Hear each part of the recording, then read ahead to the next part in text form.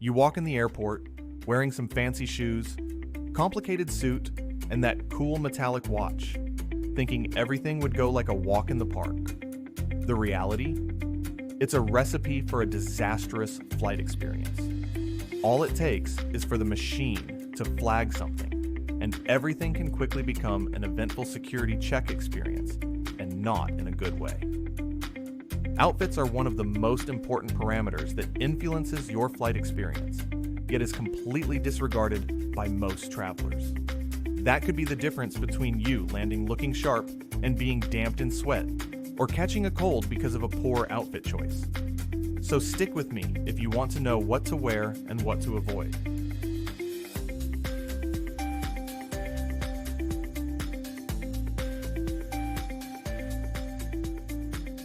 Choosing your shoes can seriously influence your travel experience, either turning it into a satisfying moment or a frustrating inconvenience. Picture this: you got a connection, a last-minute gate change happens, no choice but to hurtle down through the whole airport. That's usually when you either thank yourself for choosing that pair or instantly regret it. You might think sandals or flip-flops sound great, but try running with those on. You'll spend more focus trying not to send them to the moon, and you'll have to remove them during the security check. You definitely don't want to know how it feels to walk on this floor bare feet.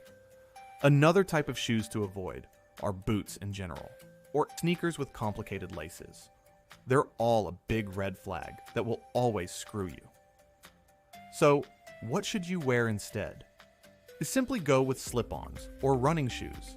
They're easy to remove and put on back as quickly as you need.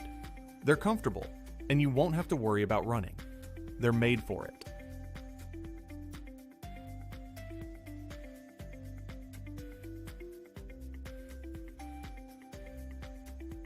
It's finally your turn, going through all the usual procedures.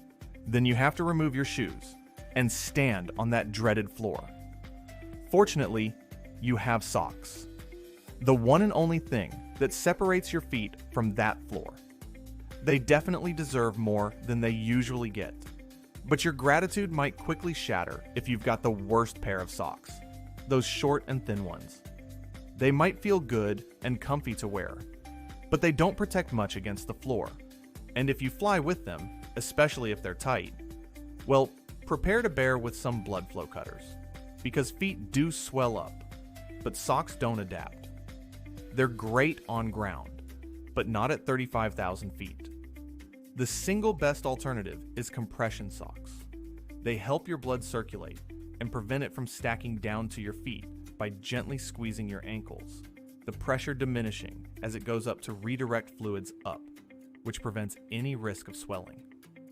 It's a necessary upgrade, especially in long-haul flights. And don't forget to walk a bit during flights. If you can't, at least move your legs as it further reduces the risks of swelling.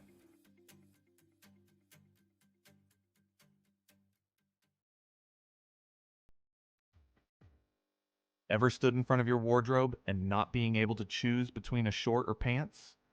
It's probably been the case of most people watching this video, and most opt for the shorts. They're comfy, breathable, and don't hold heat. But what they forget is that airplanes can sometimes be cold, like freezing cold, especially when vents are blasting some icy air on your legs. Might feel good after a little rush, but you'll end up freezing under those paper-thin airplane blankets. And don't forget, thousands of people sat on the same seat as you did. Or might not feel good after your leg grazes toilets. So pants wins the contest most of the time. But don't just grab the nicest in your closet.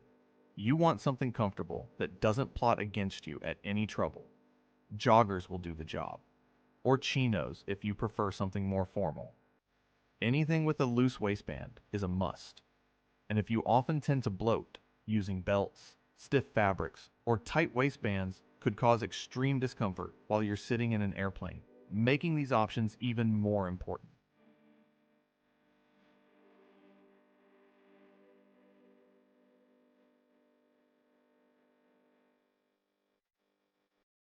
You've probably been waiting for this part. But since the start, You probably wonder what's the best outfit that'll make security checks a walk in the park, handle unexpected events, and will be comfortable on board. First, it isn't about looking the best, but feeling the best. We never know if the gate lounge will be freezing cold or burning. Be ready for either of these cases with removable layers. Wear a t-shirt, a light sweatshirt, and a jacket, giving you the ability to adapt to any temperature. You'll never be feeling like you're in some fridge or sauna ever again. You can customize the style to your liking, but keep in mind, your outfit speaks louder than you think. Your outfit is what will spare you the usual extra checking with the TSA or random acts of kind services.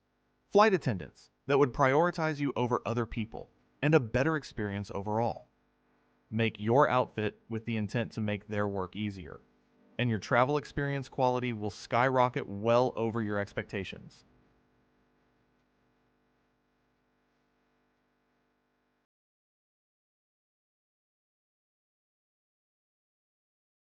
Now, let's dive in a bit deeper into what may seem a good pick. That absolutely isn't.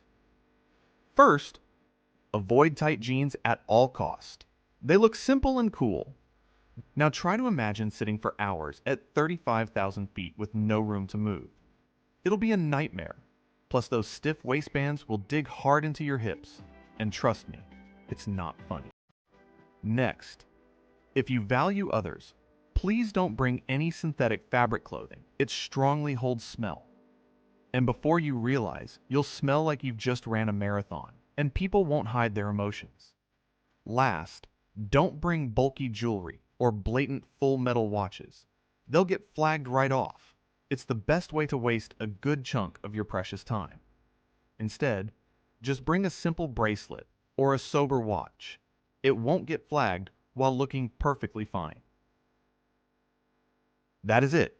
Your flight quality depends on many parameters, but this one is somehow disregarded for some reason, while it can be the reason some people find their trips annoying and tiring.